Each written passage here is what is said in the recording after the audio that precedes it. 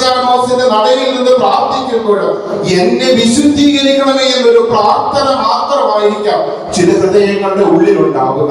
ഇന്ന് മുതൽ ഈ ദേവാലയത്തിന്റെ പടിയിറങ്ങി ഞാൻ എന്റെ കുടുംബത്തിലേക്ക് തിരിച്ചു പോകുമ്പോൾ പുതിയൊരു മനുഷ്യനായി, വിശുദ്ധിയുള്ള ഒരു മനുഷ്യനായി ഞാൻ ഇവിടെ നിന്ന് എന്റെ ജീവിതം ആരംഭിക്കും എന്നുള്ള ഒരു പ്രാർത്ഥനയോടുകൂടെ. രണ്ടാമത്തെ ഒരു കാര്യം, ഈ സെബസ്ത്യാനോസിനെ കുറിച്ച് ഓർക്കുമ്പോഴൊക്കെ നമുക്ക് ഏറ്റവും പെട്ടെന്ന് മനസ്സിലേക്ക് കടന്നു വരുന്നത് ഈ അമ്പ് കൊണ്ട് നിൽക്കുന്ന സെബസ്ത്യാനോസ് ആണ്, അല്ലെ? അങ്ങനെയല്ലേ? അമ്പാണ് ഇഷ്ടം, ഗതയാണ് ശരിക്കും ചുമക്കേണ്ടത്, പക്ഷെ അമ്പാണ് ഇഷ്ടം നമുക്ക്. കാരണം പുള്ളിനെ തട്ടിയത് ഗത കൊണ്ടാണ്, അമ്പ് കൊണ്ടല്ല. നമുക്കറിയാം. പക്ഷെ നമ്മൾ മനഃപൂർവ്വം അതങ്ങ് വിട്ടുകളഞ്ഞു. അത് ആവശ്യമില്ല, അമ്പ് മതി. കാരണം നമ്മളും അമ്പെയ്ത്തുകാരാണ്. എയ്യുന്നത് ഒളിയും പാണെന്ന് മാത്രമേ ഉള്ളൂ. നേരെ പറയില്ല, പുറകെ നിന്ന് കുത്തും. ചിരിക്കേണ്ട, അവിടെ ചില അമ്മച്ചമാരൊക്കെ ഇത് നല്ല ചിരിയാണ്.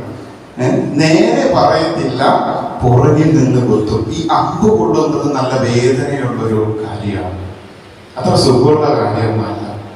സെബസ്ത്യാനോസ് അമ്പ് കൊണ്ടത് തന്റെ വിശ്വാസം ഉറക്കെ പറഞ്ഞത് കൊണ്ട്, അല്ലെങ്കിൽ സത്യം സത്യമാണെന്ന് വിളിച്ചു പറഞ്ഞത് കൊണ്ടാണ്. പക്ഷെ നമ്മളൊക്കെ അങ്ങനെയല്ല.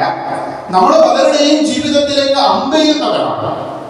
ഈ അമ്പെടുത്ത് പ്രാർത്ഥിക്കുമ്പോഴും നമ്മുടെ മനസ്സിൽ പ്രാർത്ഥിക്കേണ്ട, ദൈവമേ, എന്റെ വാക്കുകൊണ്ട് ഒരു ജീവിതത്തെ പോലും വേദനിപ്പിക്കാൻ ഞാൻ ഇടവരരുതേ എന്നുള്ളൊരു പ്രാർത്ഥനയായിരിക്കട്ടെ.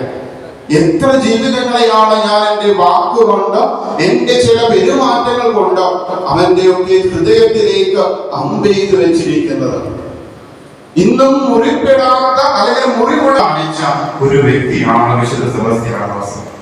ഡയോക്ലീഷ്യൻ ചക്രവർത്തിയുടെ മുമ്പിൽ ചെന്നിട്ട് നീ ചെയ്യുന്നത് ശരിയല്ല എന്ന് പറയാനുള്ള ധൈര്യം. അത് ഒരു തവണ പറഞ്ഞപ്പോൾ അമ്പെയ്ത് കൊണ്ടതാണ്.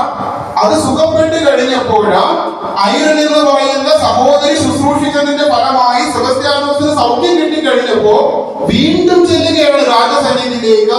നീ ചെയ്യുന്നത് ശരിയല്ല എന്ന് പറയാനായിട്ടുള്ള ധൈര്യത്തോടെ കടന്നു ചെന്ന ഒരു യുവാവ്.